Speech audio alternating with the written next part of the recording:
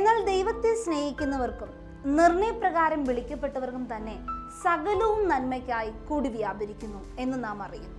റോമർക്ക് എഴുതിയ ലേഖനം 8-ാം അധ്യായം 28-ാം വാക്യം. ജീവിതം ഒരു മഹത്തായ വസ്ത്രാലങ്കാരത്തിന്റെ നിർമ്മിതിയോട് ഉപമിക്കാം. നിങ്ങൾ വസ്ത്രത്തിന്റെ ഉൾവശത്തിലേക്ക് നോക്കുമ്പോൾ കുഴഞ്ഞു കിടക്കുന്ന നൂലുകളും അസംഖ്യമായ പാറ്റേണുകളും അവ്യക്തത പോലെ തോന്നും. എന്തുകൊണ്ടും ബന്ധമില്ലാത്തതുപോലെ കാണുന്ന നൂലുകൾ, യാദൃച്ഛികമെന്ന് തോന്നുന്ന സംഭവങ്ങൾ. എന്നാൽ അതിനെ തിരിക്കുമ്പോൾ അതിശയകരമായ ഒരു മനോഹര ഡിസൈൻ ദൃശ്യമാകുന്നു.